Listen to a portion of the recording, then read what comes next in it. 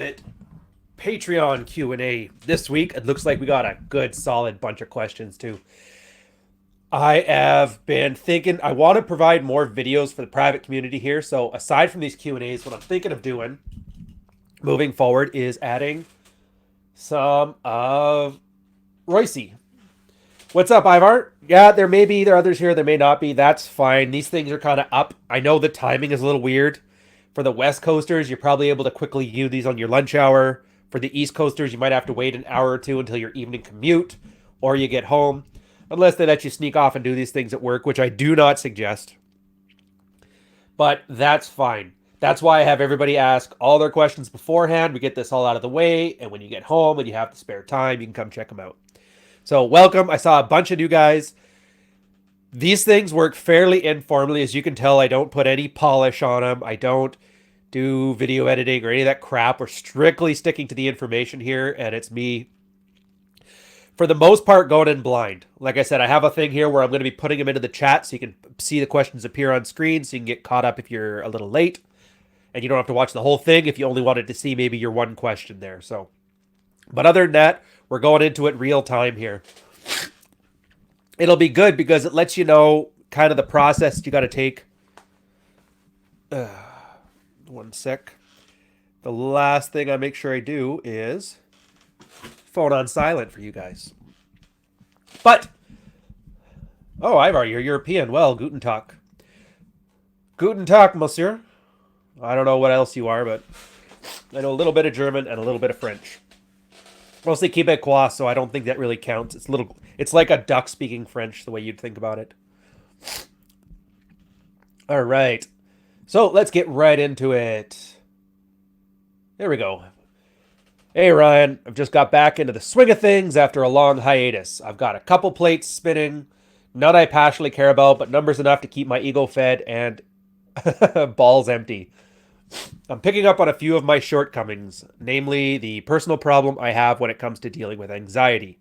One of my plates is I'm assuming that S/M is sadomasochist, that's currently going through the whole ruin her ex's life in every conceivable way possible stage. I mean,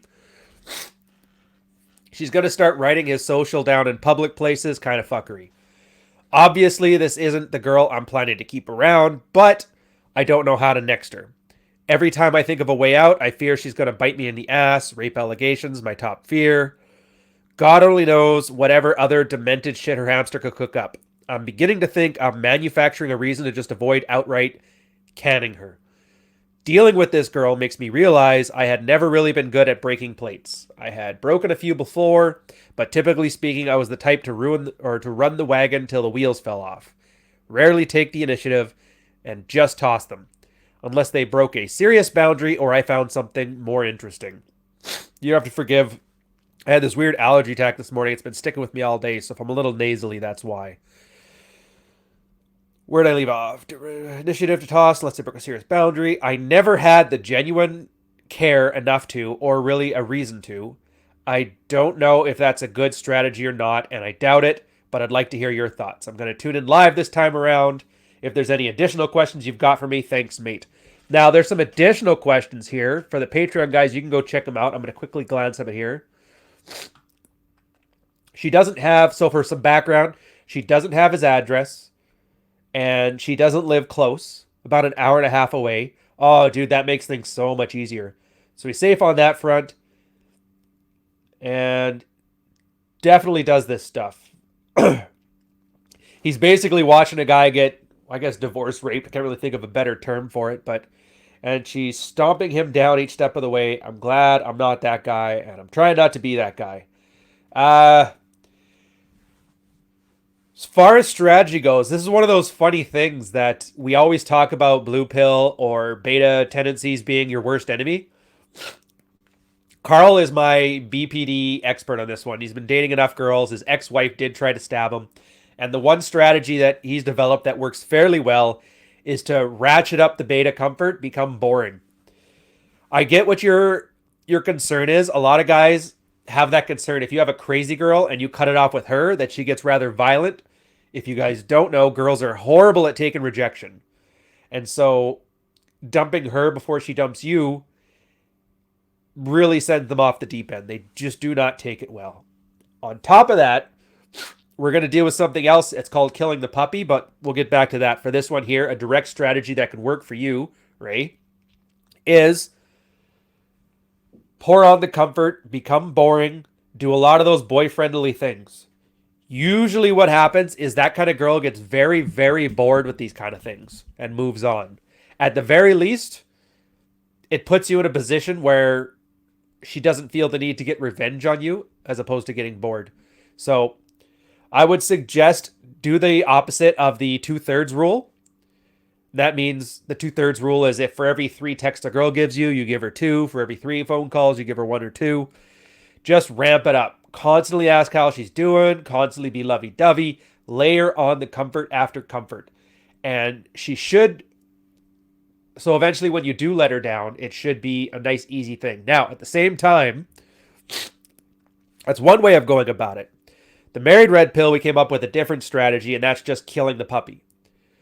Generally what happens is girls are too risk averse and conflict avoidant to actually break up on their own. So what they do is they make themselves completely intolerable to put the onus on the other person to end the relationship. Some girls even go through the trouble of cheating on a man just so the man has a reason to dump her. It's kind of weird, but it's just the way it is. Apparently, it's much easier to jump on a new dick than it is to tell a guy who just see other people. As far as the strategy you would use, I've never had to use either, so I'm only reporting here on what other people have done and how their results have been. On this one, it tends to be okay. Nobody's really had a girl that's really at a close distance. My friend I used to sail with, Jay, he actually had a crazy girl, and he actually did ditch her like that with the cold turkey. She used to sit out in the bushes beside his house and then call him to see if he'd answer the phone. And then when he'd answer and he'd say he's not home, she would call him out and stuff. When he went on sails, she used to pull some weirdness with the roommates and sneak into the house. So he'd come home after a sail and see her cooking food for him. It was really creepy. I would definitely suggest be as bored as possible and wait it out for her to find something better to do with her time. As far as the other thing, I would not get involved at all with her destroying this guy. There is no benefit for you. And considering this guy, dollars to donuts, he's sitting there and taking it. He's lighting himself on fire to keep others warm. And I bet he still thinks he has a chance to win her back, which is probably why she hates him so much. As soon as you get involved in that, if you want to help him, it's going to bite you in the ass. He's going to punish you. No good deed goes unpunished. As for how, and you're going to probably ask too, how much comfort should I use? Or if I cut it cold turkey, whatever. Honestly, with the 90-minute distance, cutting cold turkey, it could be a calculated risk too. I mean, she doesn't know where you live. She doesn't have your address. As long as she doesn't have your social media, you're pretty much just a stranger to her. But calibrate. Try one or the other. Doesn't matter. Whichever one your sensibilities tell you to do. And as you go through it, you're going to get a good indication if it's getting you closer to your goal or further from your goal. Your goal being, in this case, getting her away from you without any vindictiveness. As far as that, if you're seriously concerned about her throwing accusations at you, check into some wiretapping conversations, make logs, like record everything. You can never go wrong with that. If it ends up being something where she does try and weaponize the justice system against you, having a good lawyer with a lot of evidence is probably your best approach to that, as well as playing for blood. I hope that answers. That was a really complex question. It's hard to know after the dynamic. You've given a lot of information here, and hopefully that's enough to get you going. Ugh.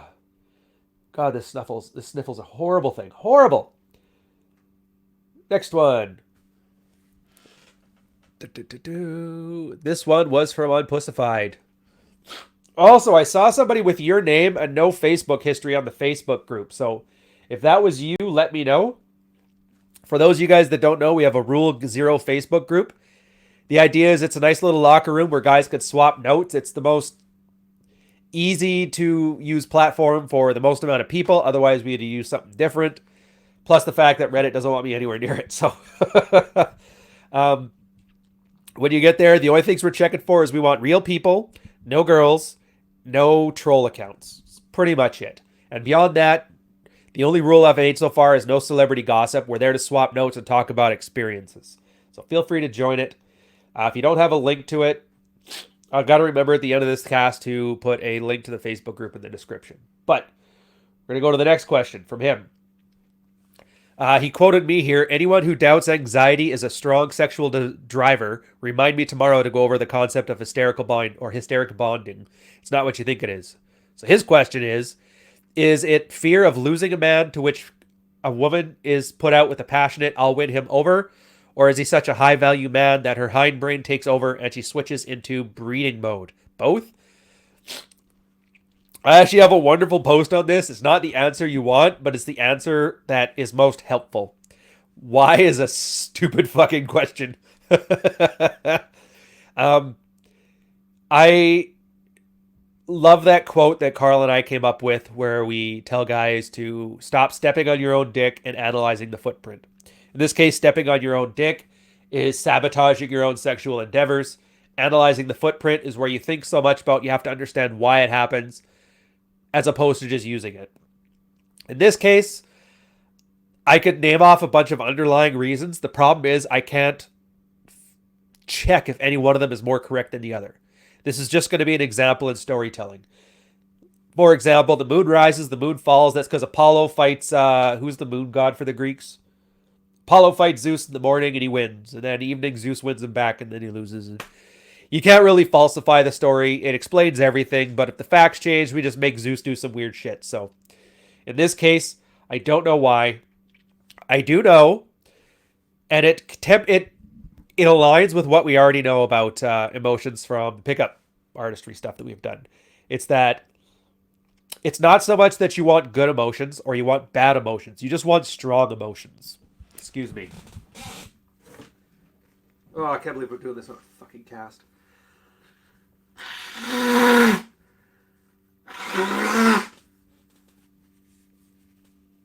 Jordan Peterson sounds like Kermit. I'm going to sound like fucking Big Bird with that plug up. Strong emotions. That's why we have push-pull. Push being pushing a girl away, pulling her close, being more comfortable. The whole idea of the push aspect is lower levels of anxiety. Now, a lot of guys equate anxiety with fear and anxiety with bad, which is not true. Anxiety is the emotion for heightened awareness.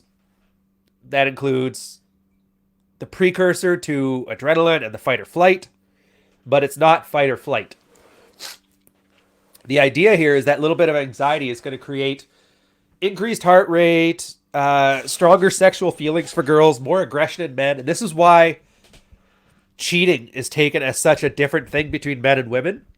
Leave aside any type of reputation management, getting caught, all that stuff. Just the fact that if a wife cheats on a husband and nobody finds out versus a husband cheating on a wife and nobody finding out. The guy tends to respond with anxiety, but in his case, it ends up being aggression. And obviously, that's because we don't know who makes us the babies, so we have to make sure we have paternity, and these kind of things are a genetic threat to our imperative, I guess. I hate sounding academic like that. For a girl's case, it's taken as she's losing a man and she has to work harder to keep him. Whether that's a good enough explanation or not, I don't know. What I do know is all the signs point to yes. First field report I saw on it was a guy going through his divorce proceedings. And at one point, the lawyers let them be in the office. He was coming out ahead. And by ahead, it means she wasn't going to get everything she wanted to come with. And he had moved on. And I remember his story was she gave him a blowjob in the lawyer's office. And he was so disgusted by, like, he took the blowjob, obviously, but he was disgusted at the end of it. He goes, all she had to do was this for the last 10 years. Just had to do it like a couple times. And the only time she actually felt the need to do it was when I was sitting here ready to kick her out on her ass. So that got a lot of guys thinking, and it ended up being that. There's actually, you know what? I should remember. I think I just read it today, too.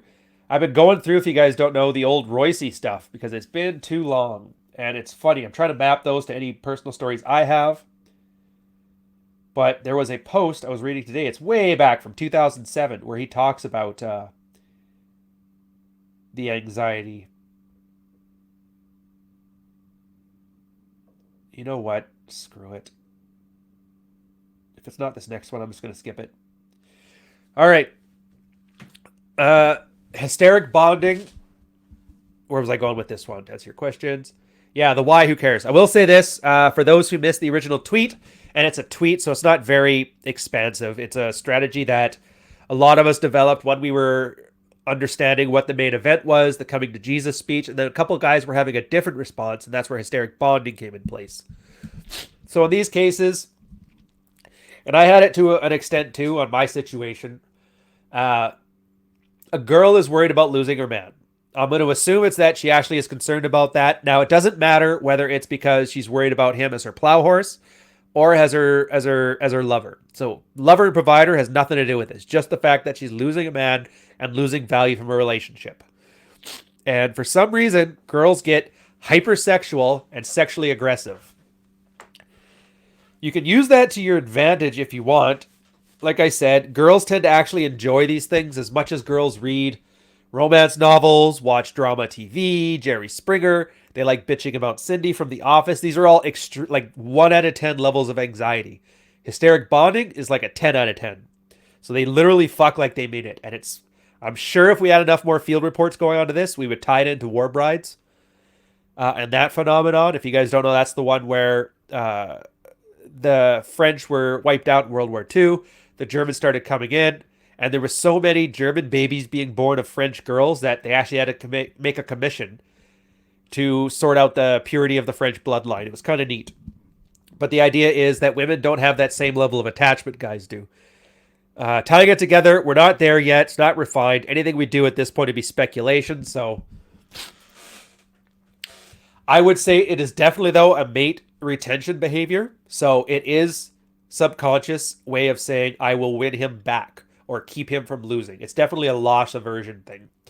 And it sounds callous, but I only ever see it happen with the kind of girls that go after like the thug types who are just terrified of losing him because he's so cool, has drugs, whatever. Or the kind of girl that's been 5 years denying her man sex, and then it tends to happen when he's ready to move on. So I really don't feel any sympathy for those kind of people. At this point, just treat your morality as your morality, whatever. Is there any follow-ups on this one, or should I move on? These questions, by the way, these questions, out of all the questions this week, are my absolute favorites. You guys are hitting some really good stuff. A lot of this, we're actually hitting on the edges of what we have as like a knowledge base for the Red Pill right now, so it's fascinating to be able to go through this stuff. So thank you very much.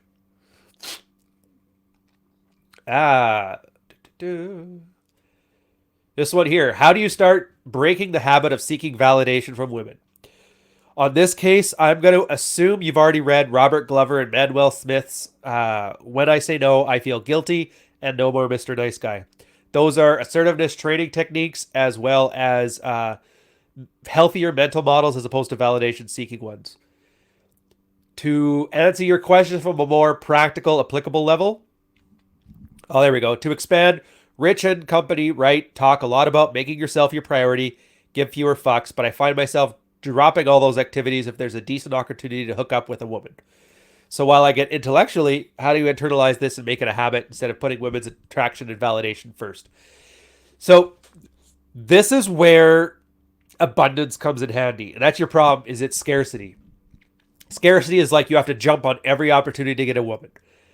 What you need to do is get more women. And I know it sounds counterintuitive because like I'm trying to avoid validation seeking. Why am I going after women more to seek more validation? The reason a guy will have an abundance mentality is not a mental shift. It's not because he does some research. It's not because he reads a book or his vibrations or meditation or any of that crap. He does that because he actually has women. I had my favorite field report in the Married Red Pill is this guy, Married Red, or not my favorite, my second favorite. It was from a post I had titled Married Red Pill Works Even When You're 52. I think it was that one. No, about the Bush Leagues. Anyways, guy got off a divorce. He picked himself up a frumpy 4. Fat chick 4. He didn't like her, but you know what? At this point, it's either that or I jerk off. So he's like, he took that. And then he would start meeting more girls. And he was slowly upping his way up to 4s, 5s, 6s, 7s. He got at the point, by the end of his field report, and this was maybe a year in, where he was meeting girls 7s. attractive girls, very cute, the cutest girl at the dinner party. And one started giving him a ton of attitude, and this is where he dropped the validation seeking in a sexual way. Is that she was giving him grief, and he had this mental calculation in his head where he was like, "Yeah, she's cute. She's way cuter than that girl I got on speed dial right now, but is it really worth it?" And then he actually got up and ditched that one, which is funny because she called him later, plowed the crap out of her, added her to the rotation as well. But yeah, if you can't make yourself your priority, you just have to get it out of your system, is my impression on this. Now, how to avoid doubling up on validation seeking, that's where you got to get good at game. And that's where simple things. Get your openers down, get your 3 IOIs down, get your seduction routines down, all that stuff. And by routines, I don't mean the canned scripts. That's 1992 stuff. Don't fuck around with that. You build your own routines based off this stuff. And this is like your own stories, your own interesting life. Go and practice them. The reason I don't think it's going to increase your validation is because it's not actually about the women anymore. It's about perfecting a skill. This was something that was a huge revelation to me when I first started running game. I wasn't too interested in the actual girl. I was interested in honing my routine, honing the skills, reading body language. So I would say give those a shot. Give yourself about 3 weeks. Start with your first week, get a baseline, improve on it the next 2 weeks. Keep your hobbies as best you can. And by the end of it, what should happen is either you see you have horrible game, and so you have a huge amount of work ahead of you, and you can work on that, or two, you're going to start getting women because you focus on them just enough to get the jizz out of your ears, and then you're going to have that better position to have your abundance mindset, to where you're going to do your hobbies, you're going to do your other things, and if a girl throws a whiff at you, you're probably not going to jump at it. Having said that, I have, from the other side of things, so a married guy who's trying to learn how to stop giving out his time for free to his frigid wife, the gym bag routine. And this one is the guy's going to the gym, hits on his wife just before he goes, the idea being she has to prove that she's more valuable with his time than the gym he's going to go to. And if she doesn't, then he goes to the gym. If she does, call for a couple minutes, then go to the gym. Try and build this up. When you jump from your things you're doing now to your new activities to chasing tail. God, I'm glad these aren't public. Fuck me. Put the onus on her to make your time worth it. So yeah, you see there's a chance of pussy, but if the girl's offering you to take your time from you, make it very clear through your body language and subconscious conversation, like not overt, but covert, that you would be willing to give up whatever activity is you're going to do, but it's got to be worth your while. Sexually, she better doing something. Make the conversation sexual. It's the same thing as any other approach. So hopefully that helps you through it. Like I said, I know Rich disagrees with this one, but Rich has always been kind of natural. He's never had to do game on his own for whatever reason. So we agree to disagree on that one. How do I enforce not seeing each other every day? This one is easy. I think he has a whole bunch of words with it, so yeah, it's from Lehman. Question, please just use my first name in response. This may be remedial, but there is a chick in my gym I'm interacting with, but she's in the gym all the time, doing classes and hit on her, blah, blah, blah. I also want to hit on other women. Do not shit where you eat. That question's answered. If you're going to start treating your gym as your hunting ground, you should have been hitting on the girl that's doing the instruction, because granted, it doesn't really hurt. You having multiple women after you can be a good thing. It's a display of higher value. But if you're using it as your hunting grounds, it has a good chance of backfiring on you. So just be careful on that one. Don't be afraid to have to ditch that gym to go to another one. But how do I enforce not seeing each other every day? Boundaries. Do I tell her that I get bored very easily so I can't see you every day? Which is a lie. Don't lie. Own it. Or anything else you said is blah, blah, blah. All right, the rest of it's just a whole bunch of hypotheticals that are all you trying to come up with an excuse that'll make her on board with not seeing you every day. You don't want to see her every day. Don't see her every day. If she asks, don't give an excuse. Just say, no, not right now. Not today. Can't today. Why? Can't today. If she's calling you, don't answer your phone. There's a good post on this one. If you get a chance, it's from the Married Red Pill. It's verbal disc or was it verbal discourse is optional. I'm gonna go off frame for a second here. Verbal intercourse is optional. That's the one. Give that one a read. Actually, you know what? I've already got it here. I might as well just throw it in the chat.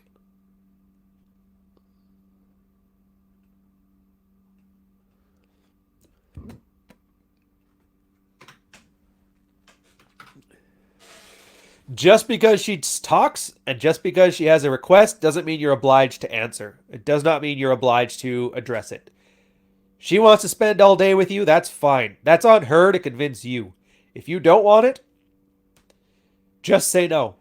She's going to feel bad. She might even dump you over it. She won't, but she might. She won't. So what? The trickiest part and this is going to help too for the last question. The trickiest part of not being validation seeking is not being concerned if the other person reflects the way you think about something. So for the last guy as well, Ryan,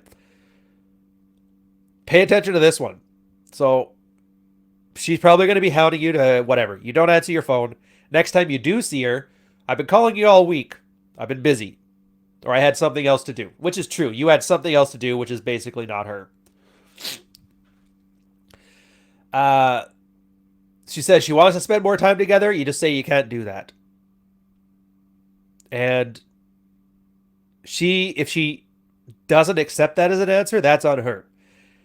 You've now detached yourself from validation seeking because whether she's okay with it or not doesn't matter to you. That's the way it is. That's your frame. That's your reality. And it goes from there. I love StreamYard, by the way. This makes this stuff so much easier. And I'm assuming you guys, once you start going back through this, are going to have a much better time going through the questions on the previous ones. So, is it still deering if you explain yourself when asked to explain about something you did or why you did it? The answer to that is yes, no, or maybe. The thing to understand about deering is it's not a be-all and end-all tool. A lot of guys are driven nuts in that they'll be talking to the Married Red Pill and they start explaining themselves and guys will call them out for deering.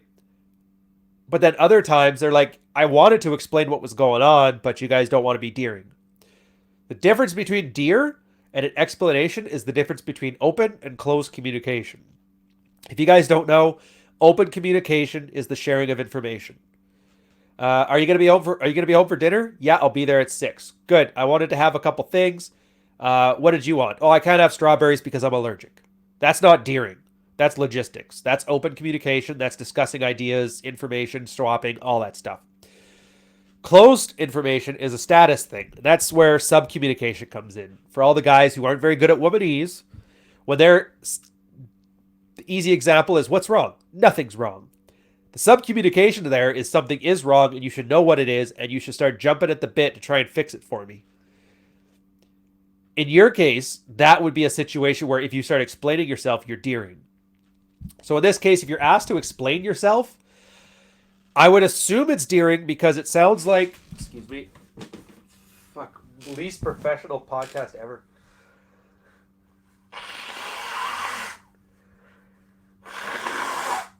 I would assume it's in a romantic sense. And she's trying to act as your judge, jury, and executioner. Well, why did you do that? Explain yourself. In this case, yes, that would be deering. No, she's not owed an explanation. And as for why you did it, you just shrug your shoulders. Yeah, it's the whole thing I don't like, and this is where Amuse Mastery is a really good tool because the frame that she has set is where and I've used this on my closed communication article. You're more than welcome to read it. You think of this interaction on a 2-axis chart. Above you in status, below you in status, for you on the team, and against you on team. In this case, it seems like she's middling between I'm for you or against you, depending on your answer, but definitely higher status. So you don't want to play into that game. The Gamma Male way of doing it is where you just start posturing, assuming you're higher, and then you both have this weird hand-over-hand game. You know the ones on the bat where you It's like that. The problem is girls take that as an admission of equality, and you've already ceded the high ground. And at that point, all she's going to do is just disrespect you further. So you just can't play. Disengage, poke fun, or just flat out nuke it. Who the fuck are you to tell me what to do? Or who the fuck are you to tell me to explain myself? Like I said, you have to really calibrate this to the situation, how blatant and disrespectful it is, or what your end goal is. But short answer is yes, that is Deering.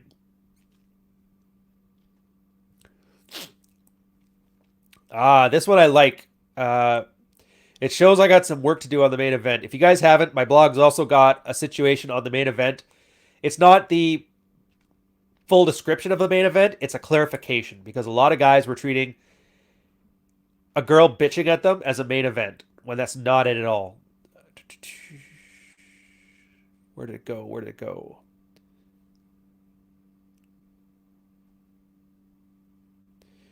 All right, and Kevin, I'm gonna get to the one of yours after on top there. I saw a bunch of daughter stuff that might be out of my wheelhouse, so I was gonna save that one. But you have said before that if you experience a main event and you allow your woman's emotional state to affect you during this, you aren't there yet. If you fail the mother of all comfort test in this way or otherwise allow yourself to be manipulated, what tends to happen from there? Should you just ignore it or pick up where you left off? Don't really hear about this happening. Most of the time, and it's kind of the way it's designed, it shouldn't. At least if it's not a real main event. A main event happens when you've essentially flipped the power dynamic in your relationship. She's sincerely worried, and it's the same thing as hysteric bonding, but it's more of a comfort test as opposed to a sexual mate retention strategy.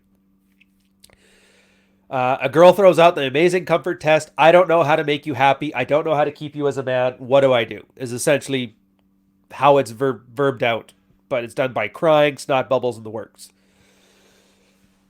Most guys don't fail that because the time you get there, you're usually already checked out. You've stopped caring, and it's really a girl's way of surrendering, essentially, or being submissive. I've never heard of a case where a guy does fail it, but the rule of thumb is when guys fail standard shit tests and comfort tests is to start having the memory of a goldfish. And that means take the L, forget about it, sleep on it, the next morning, complete hard reset. Act as if it never happened. Don't discuss it, don't want to talk about it again. Nothing. So that would be my advice if the guy blows it. Having said that, if he does blow it, I would assume he would have more than one at that point. She might do it again as these things happen, but like I said, it's a very weird hypothetical because I've never seen a situation where a guy has a genuine comfort or genuine main event and not already been checked out to the point that he actually has to go through in his head whether he even wants to care about it anymore or not to pass it. So I hope that answers your question. Like I said, it's a difficult one to answer. Oh wow, a whole bunch of chats. So I'll go through the chats quickly, and I'm gonna hit Kevin's second question here. Hopefully, I can answer that one. European. Good afternoon, Abe. Marty in sales. How's it going? There's an unlimited amount of unhappy wives in the office. Send them to Kevin. Oh yeah, Kevin from sales. No speedballs before Q&A. Dude, that would have probably helped everything. A deviated septum. I would love one of those right now. Hey Ryan, do you have a title for the book? The title I'm going so far is going to be Fuck Files, spelled oddly there. I've seen a lot of books that have a play on cuss words, and it works. I will come up with a plan B if Amazon tells me no. How not to eat paint. Now, this first book, everybody who's written books, more than one, has always told me their first book is always their worst book. And so I do want to write one on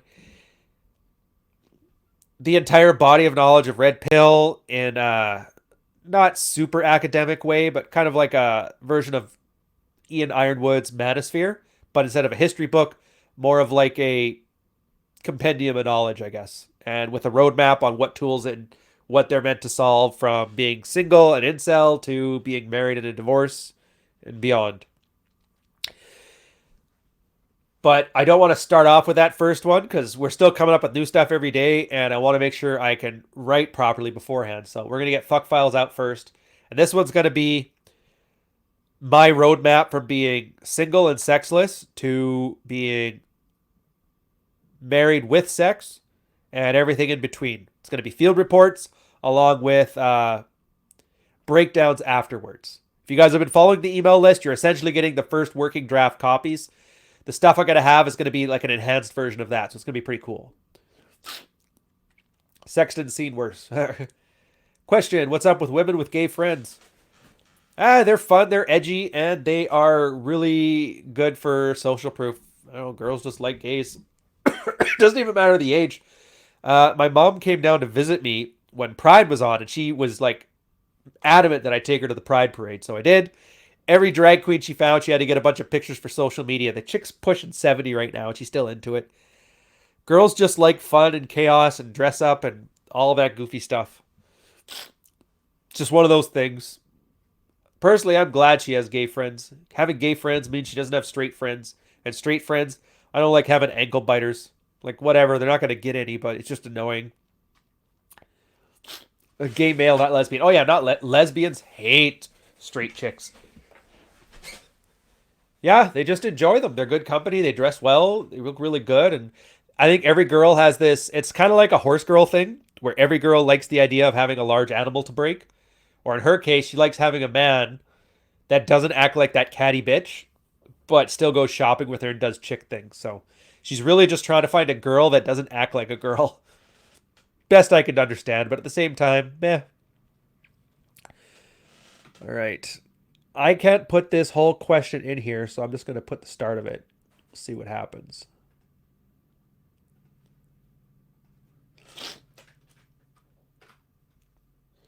We'll see how much it cuts off. All right. This morning, my 16-year-old daughter was running late for school because she did not get her things together the night before when you told her to. I drive her to school, and I become stressed out over the fact that we were running late. I told her that I was now stressed out, that we were running late, and that if she did not get her things together next time, she would be punished. She apparently called my wife crying and said, I told her that she stresses me out, and my wife called me asking what happened and I felt was condescending tone.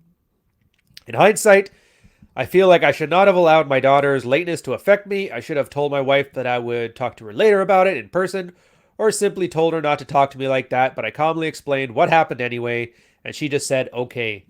Is it still deering? Oh, that was the deer question. All right, well, I'll answer this one anyway because it's a bit better. If you explain yourself, yeah, definitely, 100%, that is deering.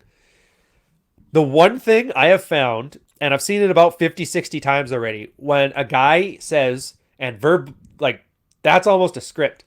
I calmly told blah, blah, blah, blah, blah, blah. You were not calm. Your body language was just, and subtext was screaming, not calm. That calm is an ego defense thing that you're doing for yourself. As for this, I would say, so you said you were late. I'm assuming that meant you were late for work or she was late for school. If she was late for school, it's high school. Nobody gives a shit. So don't give a shit.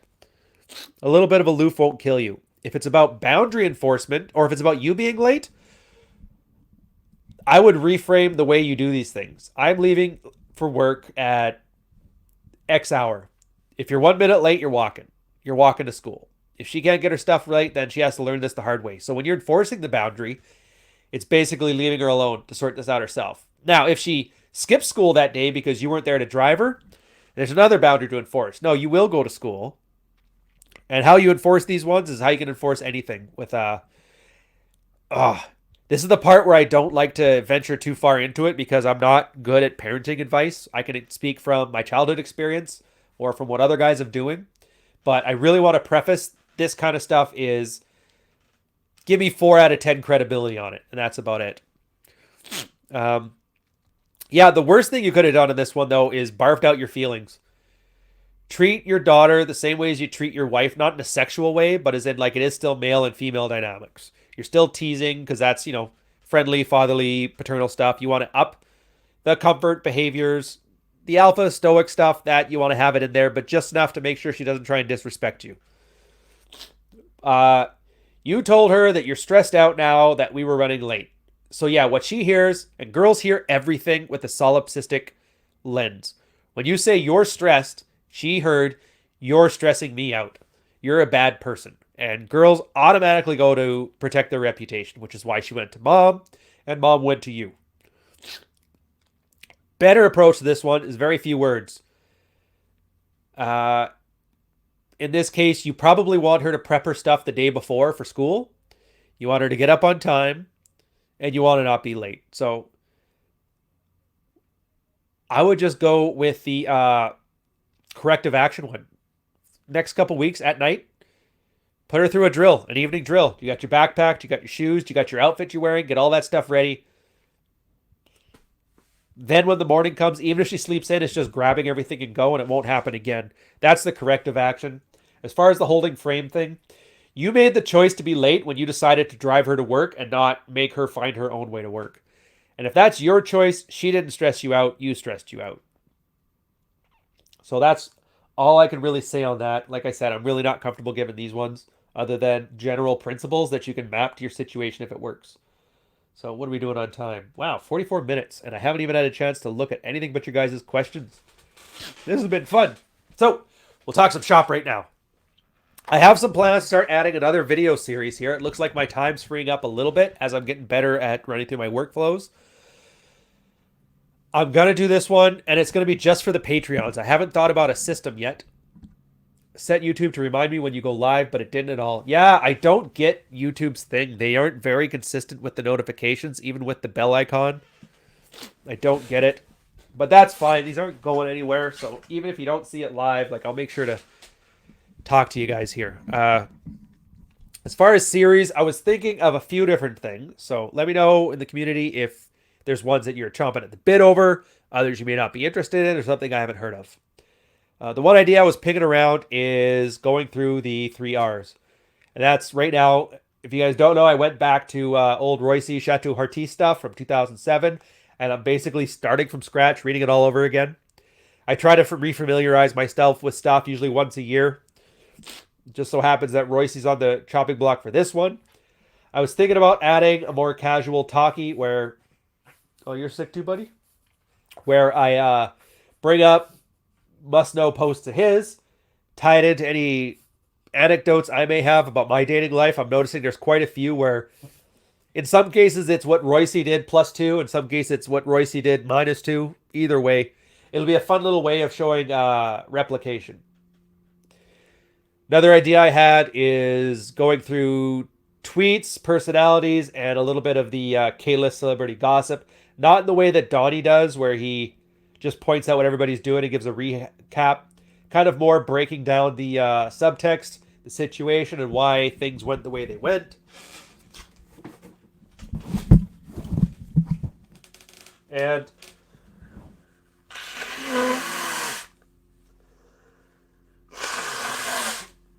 another option is seeing about doing not so much a podcast, kind of like a mini interview thing here where I get guests on here.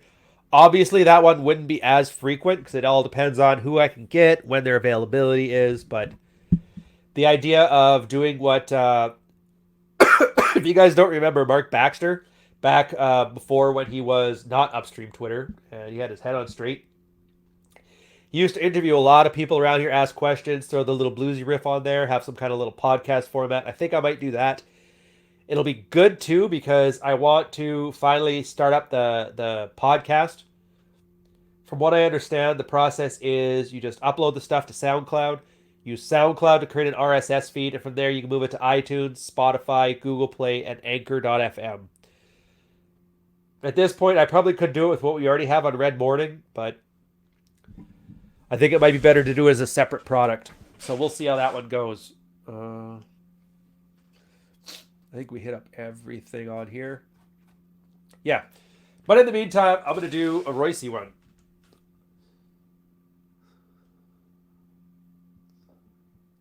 It's like Hodge Twin style where you just read the email off your phone. Where's the first one?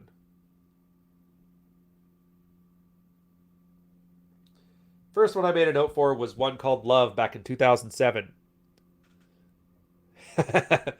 Nobody goes on vacation thinking of the long ride home.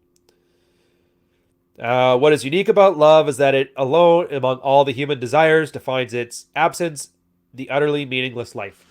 I'm going to put this in here so you guys know what the hell I'm rambling about. My voice has just gone to shit with that plug nose. Royce, love.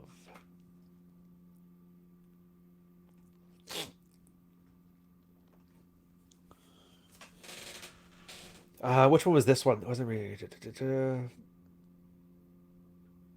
Oh yeah, he's kind of picking apart a lot of what guys refer to when they think of love, high vibrations, all that upstream Twitter, Nash, Day Game, Pat Stedman crap there.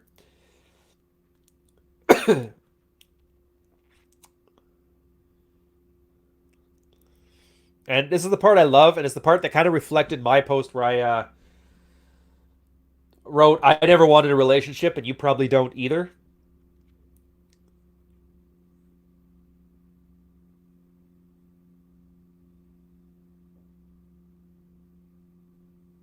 Yeah, and this is where a lot of guys are so worried about falling in love or focused on being in love as the be all and end all of pickup, they miss what's right in front of them. And that has to do with like the pickup strategies, the game, keeping it tight, maintaining aloofness. It's a nice little thing. It's kind of more flowery than the rest of his posts there. And it's not so much a strategy as it is a mindset one. But I do enjoy it. The takeaway from me is kind of it's very simple. The guys that talk about love as if it's some nebulous thing, basically retards. I don't know what else to say. Don't be afraid falling head over heels. Keep your head wits about you. A lot of the time, what a guy considers love tends to be self-sabotaging. It makes us do more ego invested and validation seeking things, which is exactly the opposite of what you want for somebody that you do start getting that instant emotional connection to. There we go. Ryan. Okay, appreciate the answer on validation stuff. Have two girls now in rotation, so don't feel the same desperation. Worried that I still assess value based on female reaction. Yeah, and you're going to do that at first, but it's going to happen through time.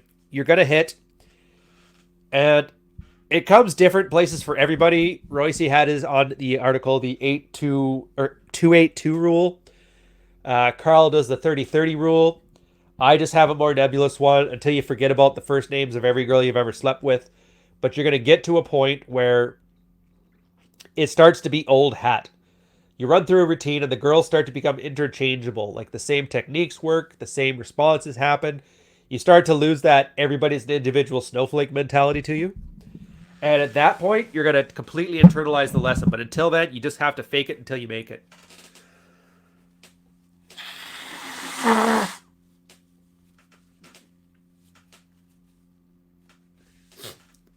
And to answer your second part there, your point that getting good at game helps with that because getting skill equals not about the women and more women. Their attention is less implicitly valuable. Yeah, essentially. It's the same as you're building a house. You don't fall in love with your tools, you're busy building the house with them. Same thing here. The women aren't the opposing team, they're the ball. Which I think Feminist Frequency did that as a way that we disrespect women, but if anything, what you're doing is you're humanizing to a level that most guys don't do, and you're far better off if you do it. That reminds me, actually.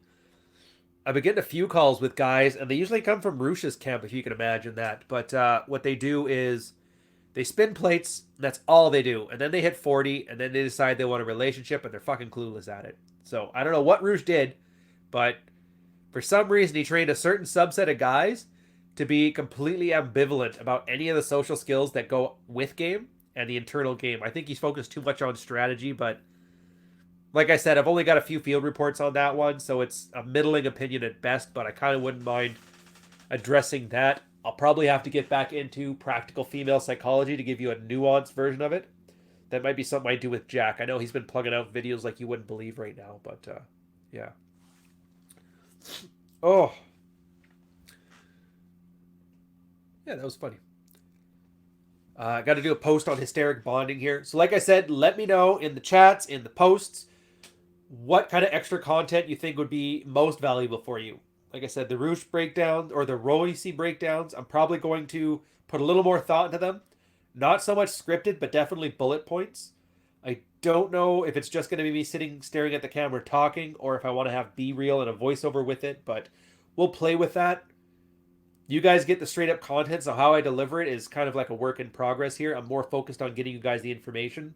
And at the very least, just by sitting here and being on this Patreon, you're actually going to get caught up with the 3 R's. You're going to understand a lot of stuff that Rouge did from Daybang, all of Royce stuff from Chateau Artiste, and first year Rational Mail. And once you're there with Robert Glover, Manuel Smith, and David Franco, actually, no, we'll skip him until the advanced stuff. That's basically 101. You get that. You understand the red pill to an acceptable extent. And that's where you can build on there depending on what kind of skill set you want. So I think it's very, very fascinating. And I really would love it. If I can get like all 60, how many of you guys are there now? It was like 60 something. But if I can get all of you guys to that level of knowledge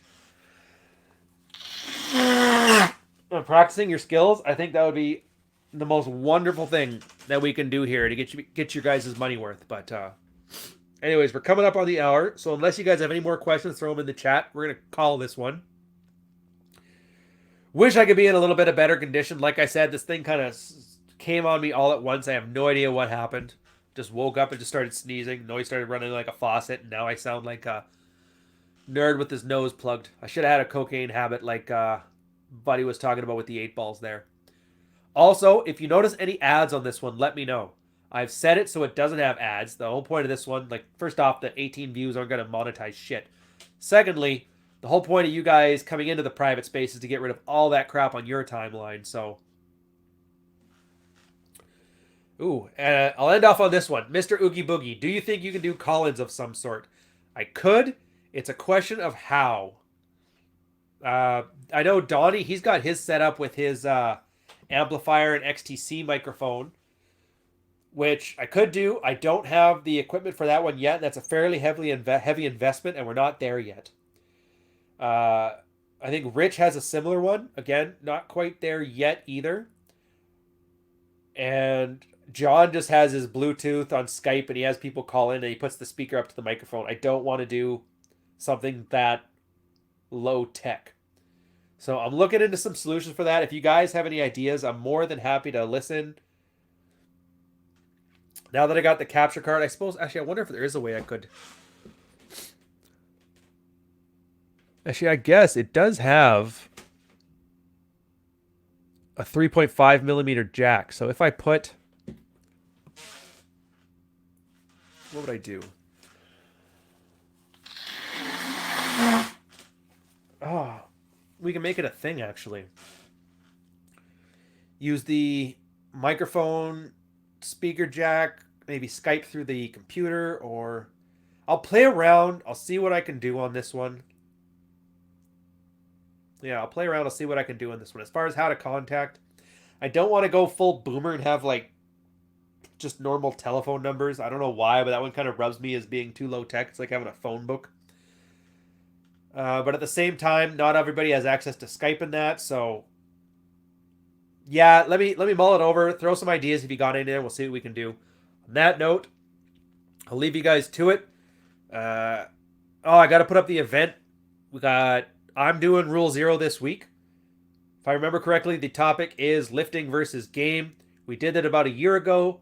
Carl and the boys have already said that the last thing we want to do is be another one of those guys videotaping it from their Honda Civic going, yeah, boys, trend and oats are your solid thing. And the 5x5 workouts, it's bland, it's pablum. Everybody already knows it.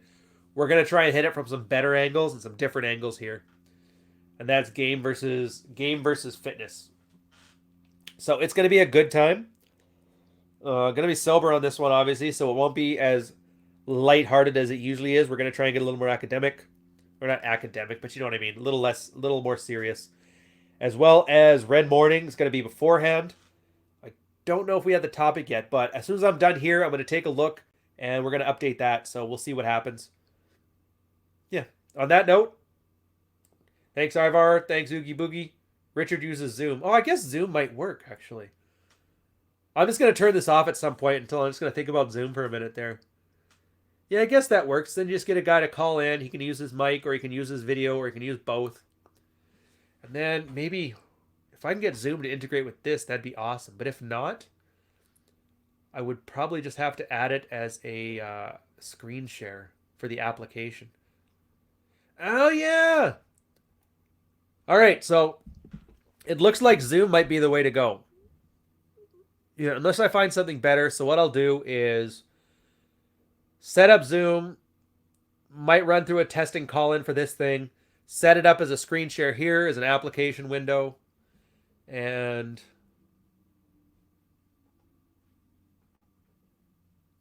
let's see if this works.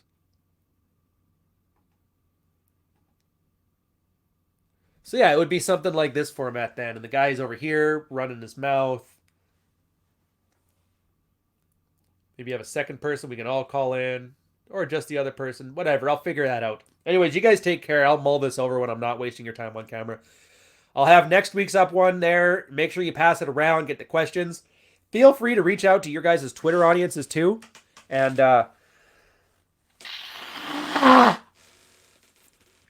if there's guys on your Twitter that have questions that you find particularly interesting, feel free to pass them off as your own and get them down here. The whole point is the more information that we can get onto you guys, the better. But I'll catch you later.